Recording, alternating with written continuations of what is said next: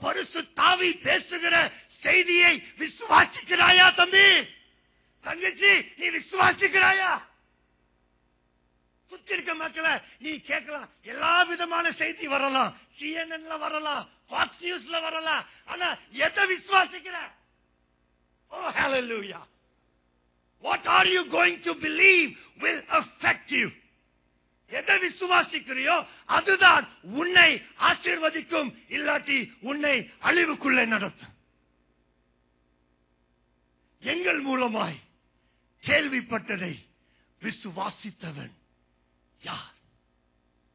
இந்த நேரத்தில் உட்கார்ந்து இருக்கலாம், காலை வேளையில் உட்கார்ந்து இருக்கலாம், உங்களுக்கு அநேக விதமான செய்திகள் வந்திருக்கலாம், ஆனால் ஆவியானவர் உங்களோடு ஒரு செய்தியை பேசுகிறார். ஆவியானவர் உங்களோடு ஒரு காரியத்தை பேச விரும்புகிறார். எங்கள் மூலமாக கேள்விப்பட்டதை விசுவாசித்தவன் யார்? நான் வேலை செய்கிற கிளினிக்ல வியாதியஸ்தர்கள் வருவாங்க. ஒரு ஆளு வந்தான், 70 years old. அவனுக்கு திடீர்னு ஸ்ட்ரோக் வந்து விட்டது. ஸ்ட்ரோக் வந்துட்டதுனால ரைட் சைடு கண்ணு தெரியாம போயிட்டுங்க. உடனே கண்ணு டாக்டர் கிட்ட போயிட்டார். கண்ணு டாக்டர் செக் பண்ணி விட்டு சொல்லிட்டாரு, உனக்கு ஸ்ட்ரோக் வந்துட்டு அந்த ரத்தம் கண்ணுக்கு போற குழாய் அடைச்சிட்டு உனக்கு இனி கண்ணே தெரியாது அந்த சைடுல சொல்லிவிட்டு அனுப்பிட்டாங்க. ஆனால் இந்த ஐயாக்கு சமாதானம் இல்லை.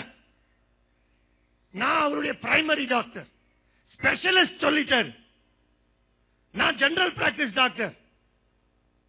அவர் சொன்னாரு, அந்த செய்தியை நான் விசுவாசிக்க மாட்டேன், நான் ஏன் டாக்டரை பார்க்க போறேன்னு சொன்னாரு. ஹல்லேலூயா. உள்ள வந்து அவர் சொன்னாரு, ஐயா இதுதான் என்னுடைய கண்ணு டாக்டர் சொன்னாரு, நீ நீ பார்க்கவே முடியாதுன்னு சொன்னாரு, நீ என்ன சொல்ற என்னை பார்த்து கேட்டார். ஹல்லேலூயா. நான் அவரை பார்த்து சொன்னேன், மெடிக்கல் சயின்ஸ் சொல்றத நான் சொல்ல போகல, என் ஆண்டவர் சொல்றத நான் சொல்ல போகிறேன் என்று சொன்னேன். ஹல்லேலூயா. அவர் சொன்னாரு, ஆண்டவர் என்ன சொல்ற?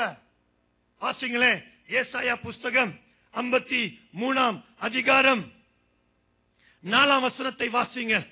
மெய்யாகவே அவர் நம்முடைய பாடுகளை ஏற்றுக்கொண்டு, மெய்யாகவே அவர் நம்முடைய பாடுகளை ஏற்றுக்கொண்டு நம்முடைய துக்கங்களை சுமந்தார். நம்முடைய துக்கங்களை சுமந்தார். நாமோ அவர் தேவனால் அடிபட்டு வாதிக்கப்பட்டு சிறுமைப்பட்டவர் என்று எண்ணினோம். அவர் மெய்யாகவே நம்முடைய அக்கிரமங்களையும் நம்முடைய, சொல்லுங்களேன் சத்தமா சொல்லுங்களேன், பாடுகளையும் என்ன பண்ணாரா? சுமந்தார். அப்படிதானே போட்டிருக்கு, சுமப்பாருன்னு போட்டிருக்கா. நல்லா சொல்லுங்களேன், என்ன போட்டிருக்கு? சுமந்தாரா சுமப்பாரா? ஹல்லேலூயா. இதுல தாங்க ரகசியம் இருக்கு. இயேசு இனி சுமக்க போகிறதில்லை, அவர் ஏற்கனவே சுமந்து தீர்த்து விட்டார். ஹல்லேலூயா. ஓ கரங்களை தட்டி கர்த்தருக்கு மகிமை. ஆமென். என் வியாதிகளை சுமந்து தீர்த்து விட்டார். இதே வசனங்க மத்தேயுல இருக்கு, வாசிங்களேன். மத்தேயு புஸ்தகம் 8 அதிகாரத்துக்கு திருப்புங்க. ஹல்லேலூயா. பரிசுத்த ஆவியானவர் இங்கு கிரியை செய்து கொண்டு இருக்கிறார். இந்த நாளில உங்களுக்கு வியாதிகள் இருந்து விடுதலை. ஓ glory. ஹல்லேலூயா. நல்லா வாசிங்களேன், வாசிங்களேன், வாசிங்களேன். 17 வசனத்தை வாசிங்களேன். அவர் தாமே நம்முடைய பலவீனங்களை ஏற்றுக்கொண்டு நம்முடைய நோய்களை சுமந்தார் என்று. ஹல்லேலூயா. ஏசாயால துக்கம்னு போட்டிருக்கீங்க, இங்க பலவீனம் போட்டிருக்கீங்க. ஹல்லேலூயா. அவர் துக்கத்தை மாத்திரம் சுமக்கல, பலவீனியம் சுமந்துட்டாரு. glory. ஓ தட்டி சொல்லுங்களேன், என் வியாதியை சுமந்துட்டாரியா? glory. எந்த செய்தியை நீ விசுவாசிக்க போற? எந்த செய்தியை விசுவாசிக்க போற? நாங்க இந்தியால ஊழியம் பண்ணிட்டு வந்தோங்க. ஒருத்தனை 3வது நாள் கூட்டத்துல ஒரு 3000 பேரு கூட்டம். 3வது நாள் கூட்டத்துல ஒரு பராலிட்டிக், அவனை தூக்கிட்டு நடக்க முடியல, தூக்கிட்டு கொண்டு வந்து முன்னாடி போட்டு உட்கார வச்சாங்க. நாங்க கர்த்தரை ஆராய்ச்சிட்டே இருக்கிறோம்.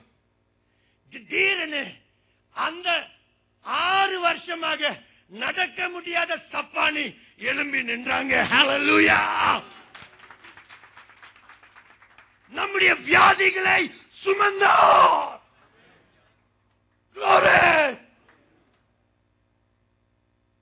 யோசிங்க, சுமக்க போகிறார் இல்லைங்க. It is already done. சொல்லுங்களேன், already done. சொல்லுங்க, already done. Already done. அதுதாங்க நான் அந்த ஐயா கிட்ட சொன்னேன். அம்மி, ஐயா, நான் உங்களுக்கா ஜெபம் பண்ணுவேன், கர்த்தர் சுகம் ஆக்குவாருன்னு சொல்லல, கர்த்தர் சுகம் ஆக்கிட்டாருன்னு சொன்னேன். ஹல்லேலூயா! 2 பேதுரு 2:24